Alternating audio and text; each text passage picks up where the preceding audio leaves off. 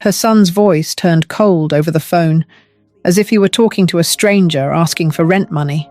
Her daughter-in-law's laughter floated somewhere in the background, light, sweet, detached.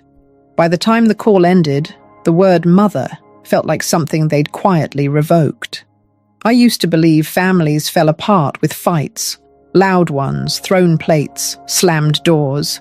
Turns out they fall apart with politeness, with, "We're just trying to help," with that calm, managerial tone that says, "You're no longer trusted with your own life."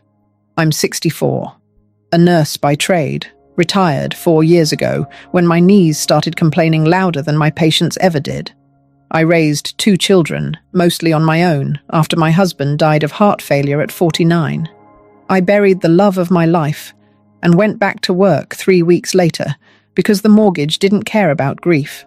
Everything I owned, every coin saved, was poured into those 2, Adam and Lily. Tuition, braces, birthdays I couldn't attend because I was on shift but sent money to make up for it. Money was how I said I love you. Security was how I said I won't fail you the way life failed me.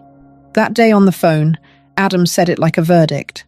"You should be grateful we still answer your calls, Mum."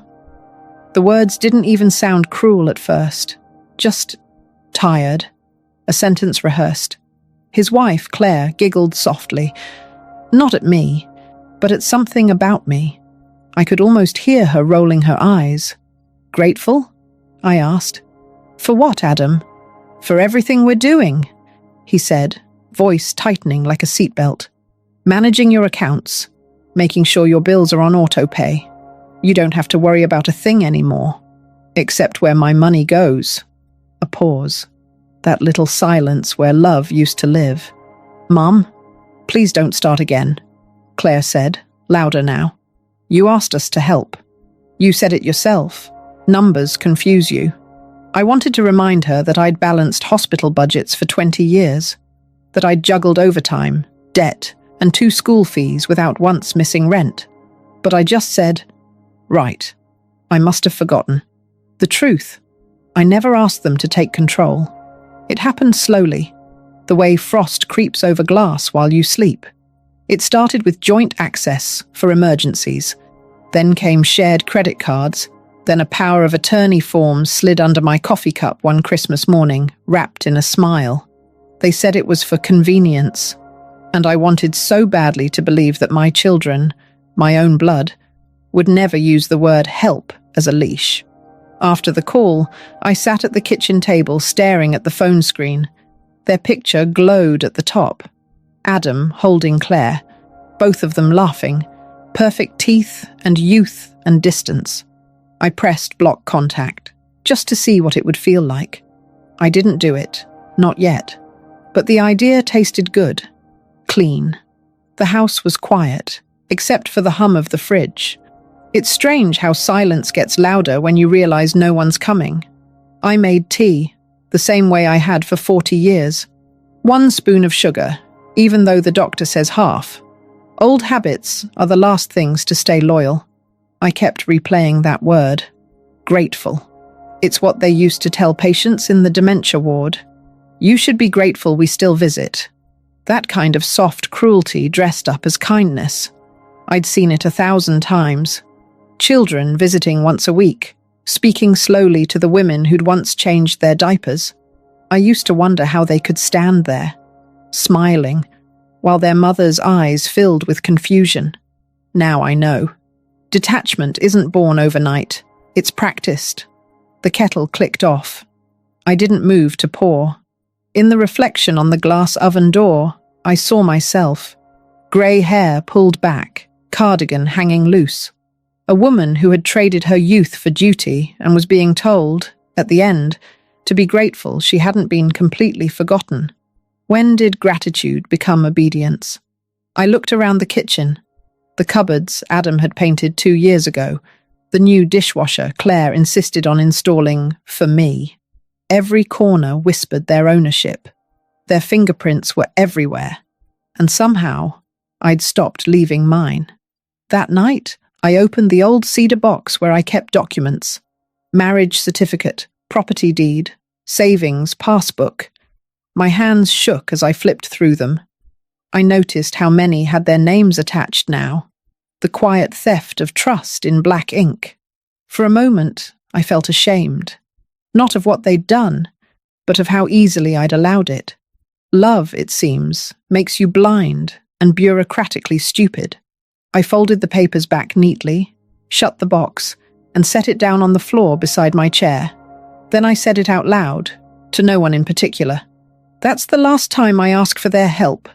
The words didn't sound brave, just tired. But underneath that fatigue, something else stirred. Small, steady, undeniable. A heartbeat of defiance I hadn't heard in years. I left the phone on the counter and let it ring later when they called again. I didn't answer. Let them hear what gratitude sounds like when it stops echoing back. The morning after that call, the house felt too clean. The kind of clean that comes after you've thrown away something you didn't mean to. I sat by the window with my tea gone cold, watching a neighbour's dog chase a squirrel in circles. Funny how animals still know how to fight for what's theirs. I used to think aging was mostly about the body giving up. The knees, the eyesight, the memory. But no one warns you it's also about erasure. One small kindness at a time until you realize you've been managed out of your own life. When I was younger, I swore I'd never be my mother. She spent her last years in a recliner, afraid to touch the thermostat because my brother said the bill was getting out of hand. She called it love. I called it submission. I was cruel back then, too certain I'd escape her fate. Turns out, we both mistook silence for peace. I remember being 38, holding Adam's hand on the walk to his first day of school. He cried at the gate, gripping my sleeve like a man twice his age. I told him, "Don't worry, sweetheart. I'll always be right here." And I meant it. Every extra shift I worked, every ache I ignored. It was all to keep that promise. Now that same boy screens my calls. There's an irony in it, I suppose. I taught him responsibility so well that he learned how to use it against me. Claire helped shape it. She's got a clever kind of charm, soft but sharp, the type that knows how to make cruelty sound like reason. I used to admire her. I even told my friends, she's the daughter I never had. When she started helping with the bills, I thought she was easing my burden. That's what she said. "You've done enough, Mom. Let us take it from here." And I wanted that to be true. I was tired, after all. You don't realize how much you want rest until someone offers it to you, right before they chain it to a favor. It began with convenience. "We'll just link your pension account so it's easier for us to manage." Then, "Let's put the house insurance under our address. Fewer mix-ups with mail." Before long, I was signing things without reading them, because they smiled while I did. Because love was supposed to mean trust. When I finally looked, really looked, it was too late. My name was second on half the accounts. Some things in life don't get stolen in a moment. They're quietly reshelved under someone else's name. After my husband died, people told me I was strong. I didn't feel strong. I just didn't have time to collapse.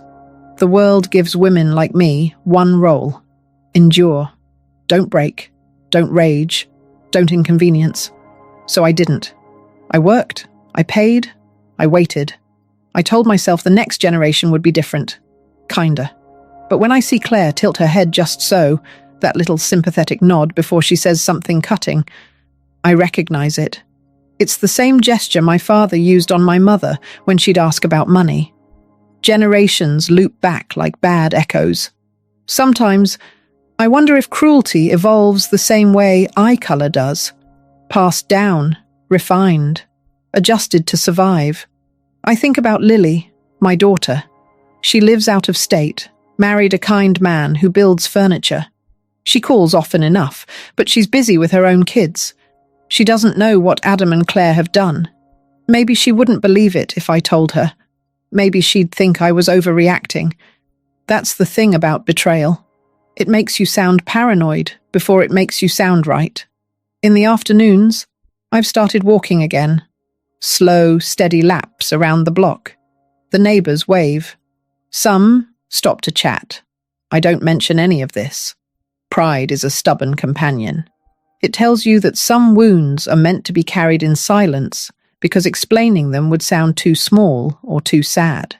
Still, every step I count. One for each year I gave, one for each time I said yes when I wanted to say no. There's a rhythm to regret. It's steady, almost comforting.